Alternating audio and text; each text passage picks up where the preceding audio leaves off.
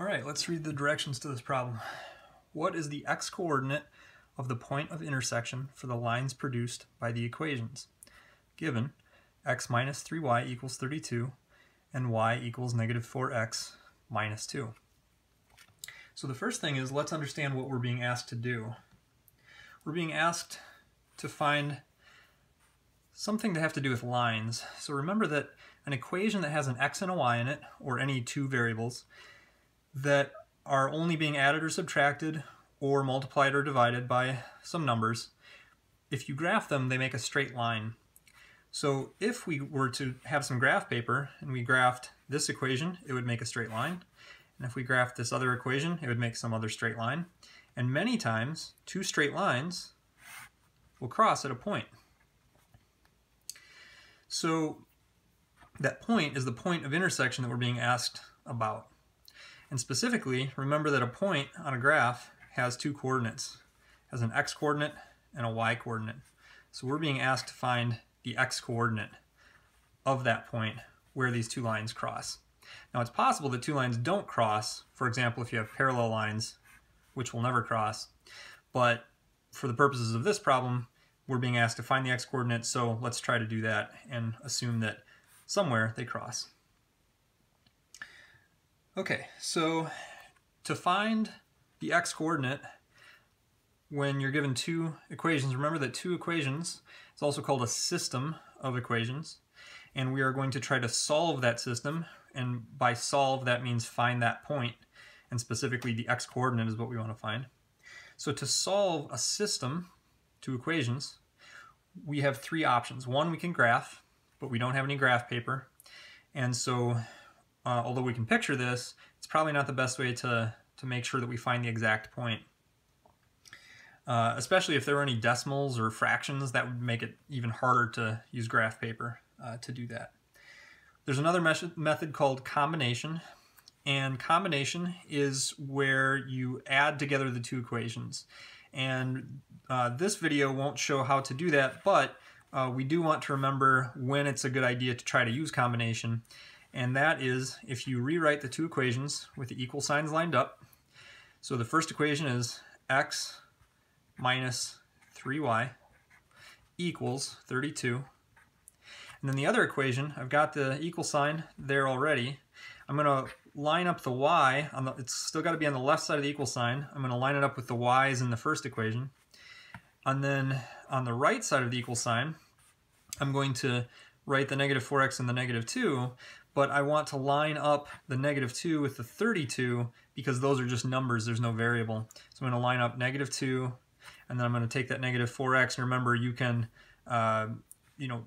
take an expression and move that expression around and just write that over here, negative 4x. So negative 2 can go on the left side, negative 4x can go on the right side, and that's fine. Now, we notice that when we line everything up, equal signs, variables that are the same, numbers without variables, we don't have the x's lined up. And we can't just write the x on the other side because it has to go on the left side of the equal sign just like it was in the original problem. And same thing with this negative 4x, that was on the right side of that equal sign. We have to keep it on the right side. So because the x's aren't lined up, this problem isn't necessarily the easiest to solve using the combination method. So instead we're going to use a third method, so not graphing, not combination, we're going to use substitution. And substitution just means that you take one thing and you substitute it or plug it in, replace it for something else. Just like when you have a substitute teacher. They take the place of your teacher for a day. So substitution, the giveaway here that makes us know that substitution is a good choice for this particular problem is because y is all by itself on one side of the equal sign. Anytime you have a variable all by itself on one side and everything else on the other side, substitution is a good method to solve a system, two or more equations. And so y equals this stuff, and we don't know what x is, so we can't figure out what y is, so we just have to write y equals this stuff. But what we can do is we can rewrite our other equation, x minus 3, but instead of y, we're going to write those parentheses. We're going to take this stuff, because we know y equals that stuff. We're going to plug that in where y was in the other equation. So not 3 times y, 3 times this stuff, -2 minus 4x.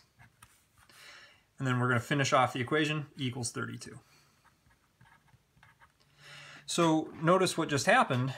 We used to have an x and a y and an x in the two equations. Now we have an equation that doesn't have any y's in it. And whenever that's true, you can continue simplifying and solving this equation to find out what x is. So when you have just one variable left, now we can find out what x is, what that variable is. So before we can start solving, we've got x's in different places and numbers in different places. We want to simplify. So let's simplify by distributing, and remember distributing is multiplying this -3. Remember the sign goes with the term to the right, and we're going to multiply that by -2, and then we're going to multiply it by -4x. So we're going to write x, -3 times -2 is negative times a negative makes positive, and 3 times 2 makes 6.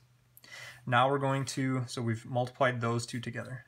Now we're going to multiply -3 times, remember the sign goes with the term to the right, -4x, that's an expression, -3 times -4x. Well, negative times a negative makes positive, and 3 times 4 makes 12. And then that is still being multiplied, remember that's multiplication happening, times x. And if we knew what x was, we'd go ahead and multiply it, just like we did the 3 times the 4.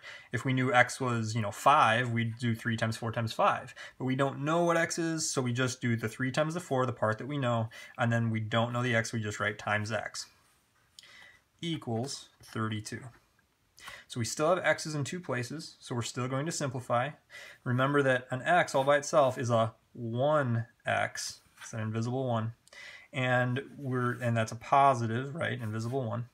So we've got a positive 1x and a positive 12x. Remember, these are expressions. Sign goes with it, sign goes with it. And we're going to combine, which means add these together. So if you take 1 of something and you take 12 of something, and you combine those or add those together, you get 13x, 13x's, plus 6 equals 32. Okay, now we have just one expression with an x and one expression with just numbers, which means that we can start solving for x. And remember, to solve for x, you ask what's happening to x, what's happening to the variable. And then you undo those things using PEMDAS backwards, the order of operations, right? So the order of operations generally goes PEMDAS, and by generally I mean if you are simplifying, if you knew what all these numbers was, you would do it in this order, PEMDAS. But we don't know what all the different expressions are because we don't know what x is, so we're going to solve, and solving uses PEMDAS backwards. So what's happening to x? Is it being subtracted by something? Nope, so we're not going to do that.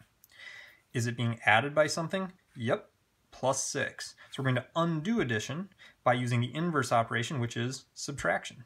So we're going to subtract 6. Remember, whatever you do to one side of an equal sign, you have to do it somewhere on the other side as well to keep it balanced, keep it equal. Line up your equal signs. So positive 6 and a negative 6, that makes 0. So all that's left on the left side here is 13x. 32 and a negative 6, or 32 minus 6, is 26. And so we've undone addition by using subtraction. Is x being, so what's happening to x? Is it being divided by something? No, so we don't have to undo that. Is it being multiplied by something? Yep, times 13. Remember, that's multiplication. So we're going to undo multiplication by using the inverse. The inverse of multiply is divide. So x is being multiplied by 13. We're going to divide by 13. Whatever you do on one side of the equal sign, you have to do to the other. And 13 divided by 13 makes 1. And 1 times x, you can just write x, equals 26 divided by 13 is 2. Okay, so we've got x equals 2. Let's reread the directions. What is the x coordinate of the point of intersection? And we've just solved for x. So when you use substitution with two equations, and you use substitution and substitute part of one equation into the other equation and then solve, that's what you're finding. You're finding one of the two variables of this point of intersection. So we found it. The answer to this problem is x equals 2. 2 is the x-coordinate point of intersection for the lines produced by these two equations.